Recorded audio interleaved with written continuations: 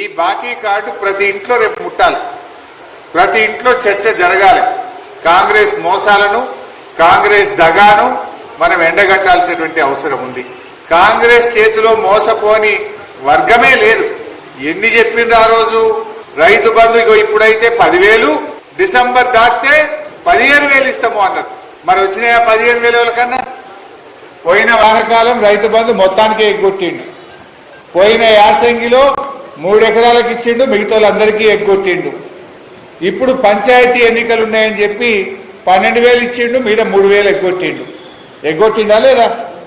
అంటే ఇవాళ ప్రతి రైతుకు కాంగ్రెస్ పార్టీ 75,000 రూపాయలు రైతు బంధు బాకీ పడ్డది.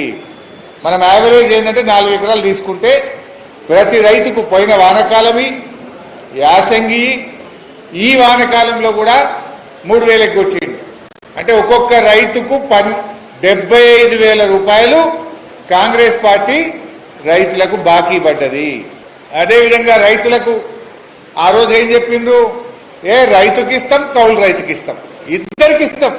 ఒకరికిచ్చి ఒకరికి ఎగ్గొట్టుడు మాకు తెలియదు, మాకు అట్లాంటి పద్ధతి లేదు. రైతుకే ఇస్తాం 15,000, కౌలు రైతుకు కూడా 15,000 ఇస్తా అన్నాడు. ఒక్క రూపాయన్న కౌలు రైతుకి ఇచ్చిండ్రా? మీకు ఆ వీడియోలు కూడా పంపుతా. రేవంత్ రెడ్డి ఆనాడు రైతుకిచ్చి కౌలు రైతుకి ఎగ్గొట్టాం, కౌలు రైతుకిచ్చి రైతుకి ఎగ్గొట్టాం, ఇద్దరికి రైతు బంధు ఇస్తా, 15,000 ఇస్తా, 2 పంటలు కాదు 3 పంటలకు ఇస్తా అన్నాడు. అలేదా? 2 లేదు 3 లేదు, మొదటికే మోసం పెట్టిండు. కరోనా వచ్చినా మన కేసీఆర్ గారు ఎమ్మెల్యేల మంత్రుల జీతాలు బంధు పెట్టిండు తప్ప రైతు బంధు పెట్టలే కేసీఆర్. కానీ రేవంత్ రెడ్డి పోయిన వానకాలం ఎగ్గొట్టిండు, యాసంగిల 3 ఎకరాలకే ఇచ్చిండు, ఇప్పుడు కూడా 12,000 ఇచ్చిండు. దీన్ని దృష్టిలో పెట్టుకోవాలి. అన్ని అబద్ధాలే.